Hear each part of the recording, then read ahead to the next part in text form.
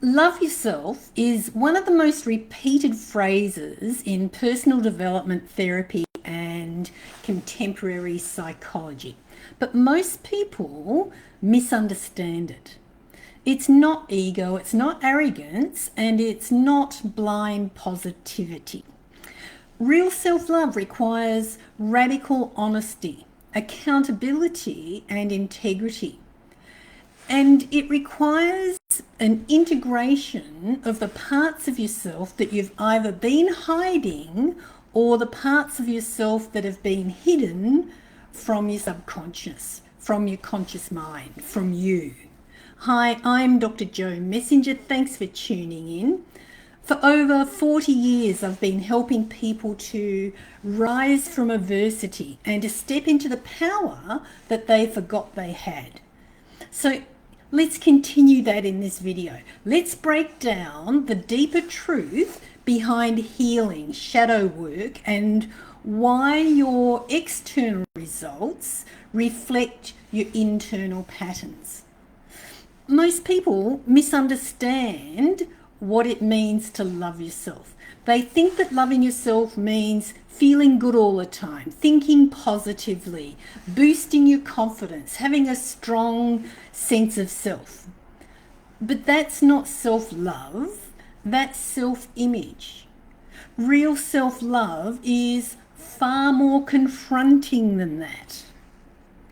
Loving yourself does not mean having tickets on yourself. It's not arrogance, it's not entitlement, and it's not pretending to be perfect.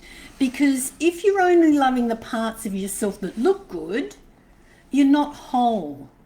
You're edited. Real self-love means you're willing to face, willing to forgive, and willing to reintegrate all the parts of yourself. Real self-love means you're willing to face, forgive, and reintegrate all the parts of yourself that you show the world, and also all the parts that you hide from it. Real self-love means you're willing to face, forgive, and integrate all the parts of you that carry shame, guilt, blame, victimhood, lack, unworthiness, entitlement, arrogance, addiction, discrimination, or whatever else it is for you. And even deeper, to reintegrate the parts of you that hold jealousy, greed, pride, anger, lust, laziness, judgment, punishment, hypocrisy, vengeance, hate, or again, whatever else. Not because you want to be those things, but because you need to understand where these circumstances live within you and what to do about it.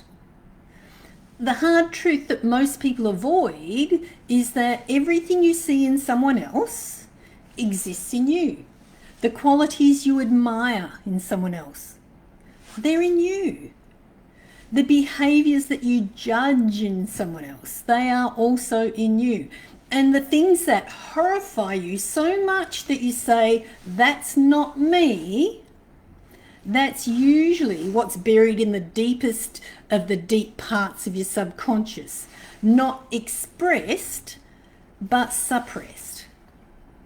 There's a whole chapter dedicated to this foundation and what to do about it in my book, Be in One Piece.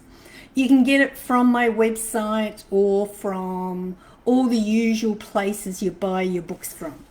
And why does this matter to you?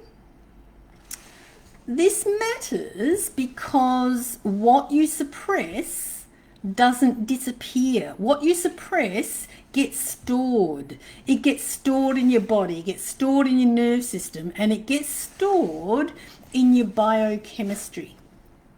It's likely you've heard me say this many times. Your issues are stored in your tissues. And over time, your unresolved patterns can show up as stress, fatigue, hormonal imbalance, inflammation, pain, and disease. And your unresolved patterns can even show up as patterns in your relationships, patterns in your finances and their outcomes.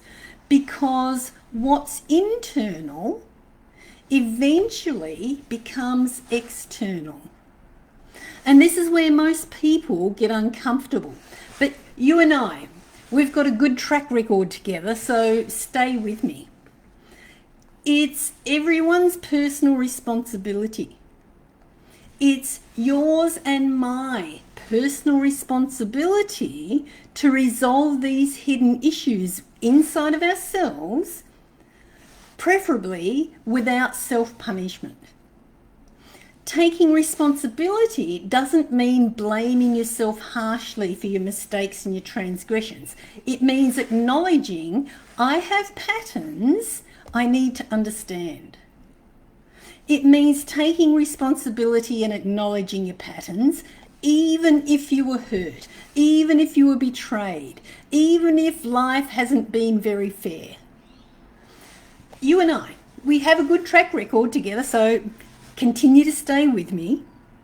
It means acknowledging that even if you were hurt, betrayed, abandoned, rejected, or set upon by a pitchfork mob, there is something within you that attracted these people and situations into your life in the first place.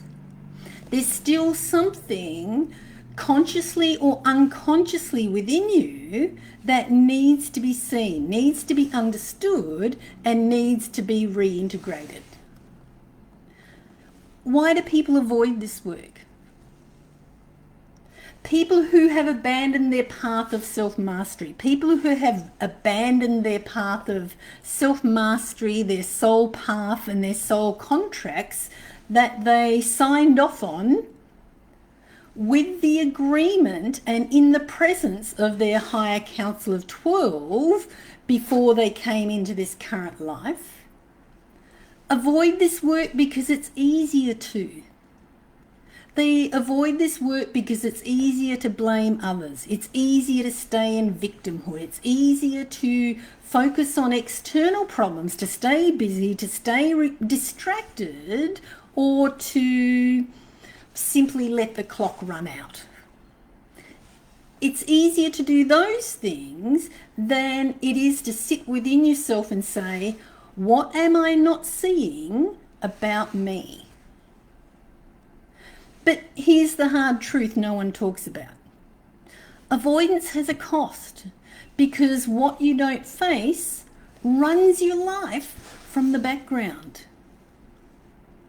Integration doesn't mean perfection. Healing is not about becoming perfect. It's about becoming whole. Your healing is about you becoming whole. Healing is about taking the parts of you that are fragmented and bringing them back into alignment so they no longer sabotage you, so they no longer control your reactions, so they no longer shape your life unconsciously, so they no longer allow you to be tricked by unscrupulous people who don't have the same morals, ethics, and values that you do. Why do you need to do this work? Because without it, you repeat patterns, you attract the same types of people, you stay stuck in cycles, you feel like something is always just a little bit off. You may even delude yourself into thinking someone else caused this mess, therefore they should accept responsibility to fix it. And even if it's true, you might be waiting a long, long time for that to happen. And here's the thing. The people who betrayed, abandoned, victimized, hurt you, came at you with their pitchfork mob, often have an agenda to hide the role they played.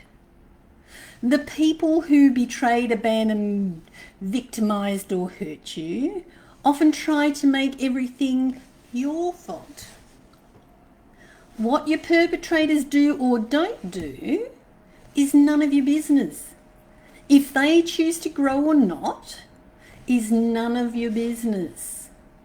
You get more of what you think about. So keep your attention on your own growth, your healing, your recalibrations, your projects, your changes in perspective, because you need to do this work, because with it, you need to do this work, because with it you gain clarity, you gain emotional stability, you gain self-trust, and you gain freedom. You need to do this work because with it you gain the ability and the right to step off the karmic wheel. Understanding this is only the first step. Awareness opens the door, but integration of your fragmented parts, integration of your soul fragments, of your frozen aspects, of your unresolved childhood issues, and the rest, it's a process. Love yourself is not a surface level concept. It's not about liking who you are on your best days. It's about accepting, understanding, and transforming who you are on your worst days. Because when you can integrate all of yourself, you stop fighting yourself. And when you stop fighting with yourself, you finally become free.